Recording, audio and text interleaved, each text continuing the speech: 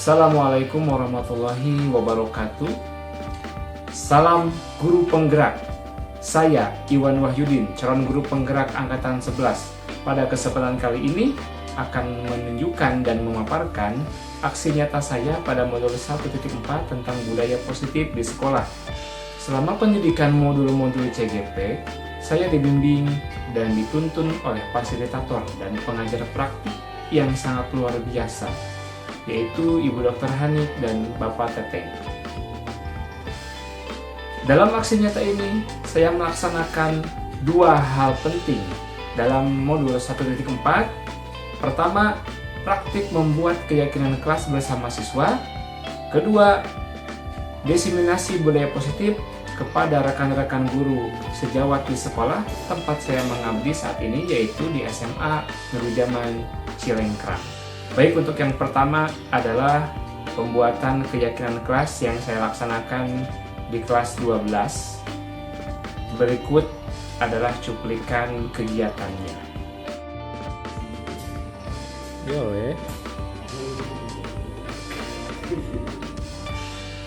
Bukan, silakan. Kalau masalah kayak gitu mah kalian ngadunya bukan ke Bapak.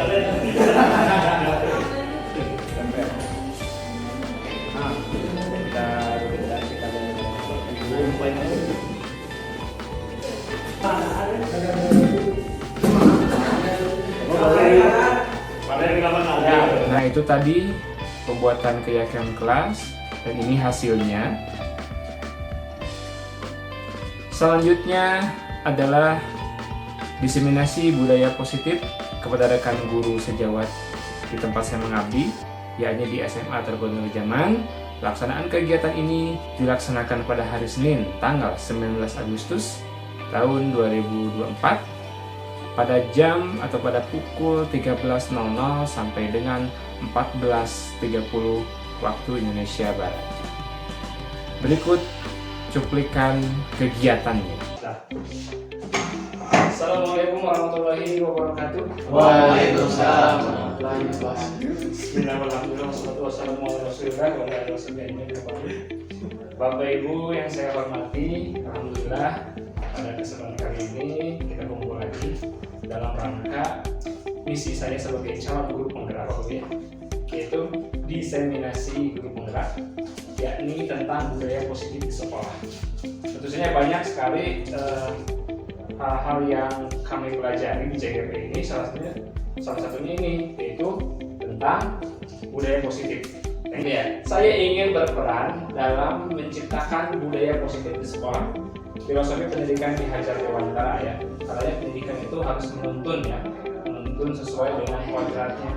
Kodrat itu berarti kan setiap murid itu unik, ya Bapak Ibu, ya, ada karakteristik masing-masing. Nah, disiplin positif itu seperti apa sih Bapak Ibu, ya? Disiplin positif ini nantinya akan membuat anak lebih bertanggung jawab, menumbuhkan kesadaran diri, kemudian mengontrol diri dalam melakukan segala tindakan, ya. Jadi kalau kita salah merespon dari setiap anak, misalnya anak terlambat nih, jangan ada nilai-nilai kebajikan nih. Kemudian sebagai pendidik, tujuan kita adalah menciptakan peserta didik yang memiliki disiplin diri sehingga mereka berperilaku mengacu kepada nilai-nilai kebajikan universal yang tadi saya sebutkan, Bapak Ibu, ya. Nah, ini ternyata kenapa anak-anak itu bisa melanggar, Bapak Ibu, ya? Anak-anak termotivasi untuk berbuat apa, sebenarnya itu ada kaitannya dengan kebutuhan dasar manusia. Ada 5 kebutuhan dasar manusia, yaitu kalau dalam bahasa Inggris pertama survival, dalam bahasa Indonesia mungkin bertahan hidup, ya Pak Bro, ya. Kemudian belonging itu rasa diterima, ya, belonging. Kemudian power. Ada 2 jenis, ada motivasi eksternal, ada motivasi internal, ya. Kalau dibagi 3 nih, dikerucutkan lagi. Kalau untuk menghindari ketidaknyamanan atau hukuman, ya,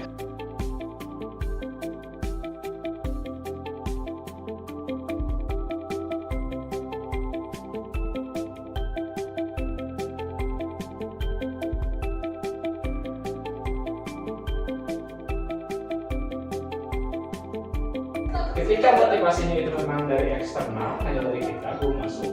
Jadi jangan heran kalau misalnya di kemudian hari masih tetap aja ada. Maka tugas kita adalah coba agar kita bisa memotivasi secara internal gitu. Oke.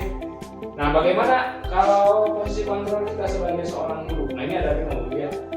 Penghukum, teman, pembuat rasa bersalah, pemantau, dan manajer. Maksudnya apa?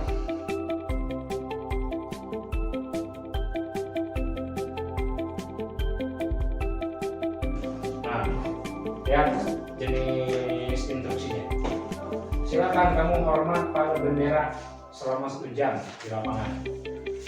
Ini jelas guru sebagai penghukum, gitu ya. Sebagai penghukum. Kemudian berapa kali ibu bapak harus memberitahu kamu selalu saja mengecewakan bapak ibu. Nah, ini anak merasa bersalah, merasa down. Ini pembuat rasa bersalah. Kalau kita mengatakan begitu ya ke anaknya, ketika ada anak yang berat. Kemudian ada siswa yang terlambat ke sekolah, kemudian gurunya ngomong, ayo dong ikuti aturan sekolah, tolong bantu ibu bapak ya. Sekali ini saja ya, sudah tidak apa-apa. Lain kali jangan sampai buat seperti ini ya. Nah, ini sebagai teman ya, friendly. Kalau untuk sebagai manajer, pegawai seperti ini banyak pertanyaan-pertanyaan yang dilontarkan dulu ya. Apa kamu tahu kesalahan sekolah ya? Kira-kira bagaimana? Nah, kalau kita konteks ini mungkin pakai bahasa kita sendiri ya. Ini benar. Posisi kontrol apakah aku? Kamu salah. Silakan kamu tutup pintu dari luar. Penghukum. Ya, tuh, penghukum ya. Kalau yang kedua, Pemberi rasa salah. saya kecewa.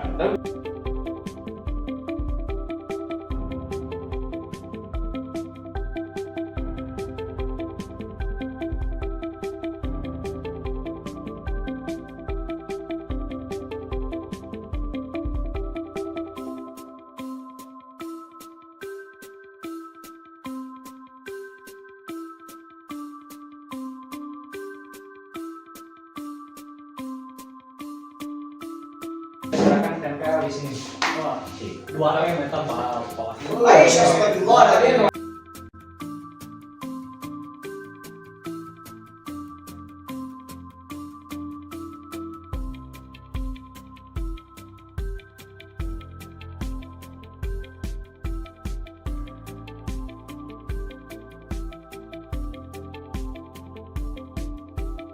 Lanjut Bapak Ibu, kita lihat. Oke. Baik. Ada yang menuliskan tidak boleh ngobrol di dalam kelas. Oke. Boleh minum saat kegiatan pembelajaran. Kemudian tidak boleh ngobrol lagi ya. Tidak boleh merusak sarana. Wah, itu bagus. Tidak boleh merusak sarana. Tidak boleh makan ketika belajar. Tidak boleh tidur ketika menjelaskan. Semua gaduh dalam kelas kita ubah jadi apa ya? Kondusif. Lebih kondusif ketika belajar. Nah, oke, yang sudah positif kata-katanya bagus. Ini yang bagus segitiga diskusi ya. Nah, guru yang sebagai manajer ya, yang akan membuat dirinya mampu untuk melaksanakan segitiga restitusi. Nah, ini perlu kita pahami dulu Bapak Ibu ya. Restitusi ini adalah proses menciptakan kondisi bagi murid untuk memperbaiki kesalahan. Berapa ya? Kata kunci dari situ, kata kuncinya ya. Ya, penjelasan lanjutannya boleh kita baca sehingga mereka bisa kembali pada kelompok mereka ya, karena tadi kebutuhan mereka itu harus diterima ya dengan gengnya ya, dengan anggota kelasnya, dengan karakter yang lebih kuat. Ya, jadi tidak hanya sebatas hukuman.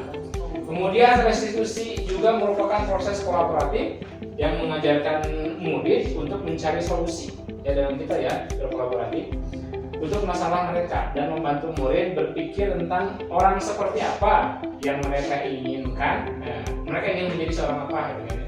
Bagaimana mereka harus memperlakukan orang lain juga seperti apa? Ini penjelasan menurut siapa ini?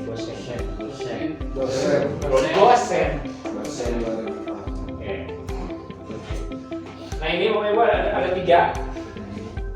Pertama itu kita harus menstabilkan identitas, kemudian validasi kebutuhan atau masalah, kemudian terakhir menanyakan keyakinan. Nah, kalau misalnya kita misalnya anak ketahuan mencontek, sementara sebelumnya kita sudah melakukan penyepakatan kayak kelas tidak boleh mencontek atau jujur dalam ini, maka kita harus menanyakan nanti di akhir. Kalau hukuman itu, kalau kita sebagai guru ya, bukan sebagai sekolah. Kalau sekolah punya peraturan yang bagus sebenarnya biar anak-anak itu disiplin by system ya. Tapi ini sebagai kita sebagai guru, posisi kontrol kita. Kalau kita sebagai penghukum adanya negatif sebenarnya. Kalau misalnya konsekuensi netral, kalau restitusi ini lebih positif. Meskipun tidak semua siswa bisa sadar. Iya. Meskipun Ini boleh bertanya Pak? boleh. Berarti dari ketiga ini kita sebagai guru harus memilih yang mana atau bebas? Ini kan pilihan restitusi. Tapi rekomendasi sebenarnya. Oh, jadi restitusinya direkomendasikan. Pak Bro, mana saya? Bagaimana kondisi? Tapi segitiga restitusi yang pernah saya lakukan, saya praktikkan karena memang ada tugasnya ya untuk melakukan segitiga restitusi. Ini pagi Bapak mendapat laporan bahwasanya ada siswa yang sering jahil, bahkan sampai orang itu menangis, apakah itu kamu? Menurut kamu, kenapa sih kamu jadi sering jahil? Itu Pak, saya awalnya bercanda. Bapak tahu kamu itu hanya ingin bercanda dan ingin berteman akrab dengan teman-teman. Bapak juga dulu demikian bersama teman-teman, kadang sering bercanda, tapi tidak sampai sejauh itu. Kamu tahu apa yang sebetulnya menjadi masalah? Mengapa bercandanya kamu itu tidak membuat tidak nyaman orang lain? Ya Pak, saya bercanda berlebihan sehingga teman-teman saya ada yang tidak nyaman dan menangis. Baik, dengan adanya peristiwa ini, kamu bisa belajar ya. Kamu tahu keyakinan kelas kita apa? Menurut kamu, keyakinan kelas apa yang kamu langgar? Menghormati antar teman Pak. Baik. Menurut kamu, menghormati orang lain itu penting tidak? Penting Pak. Karena dengan saling menghormati membuat kita nyaman dalam berteman, tidak akan membuat teman kita kesal atau marah pada kita. Nah, untuk kedepannya kamu akan seperti apa memperlakukan orang lain? Baik, kalau begitu terima kasih. Kalau kamu sudah paham, silakan kamu boleh kembali beristirahat. Silakan. Terima kasih Pak. Iya. Cara yang belakang ke kanan. Ada lagi apa ibu? Gini Pak. Tadi udah dijawab. Oh udah Ibu. Bukan sama hukuman tapi dengan restitusi. Dengan restitusi. Kalau saya sudah pernah melakukan ketiga-tiganya Pak. Yang mana? Hukuman pernah. Hukum? Kalau hukuman itu malah balikannya malah anak lebih arogan, Ya. lebih parah. Ya. Agresif. Gitu. Ya. Agresif. Kalau konsekuensi ujung-ujungnya malah ngelakuin lagi, tapi di depan kita baik, tapi dia nonggengan kalau istilah Sunda Pak. Oh iya. Nah itu. Di belakang beda lagi. Nah kalau restitusi Pernah juga?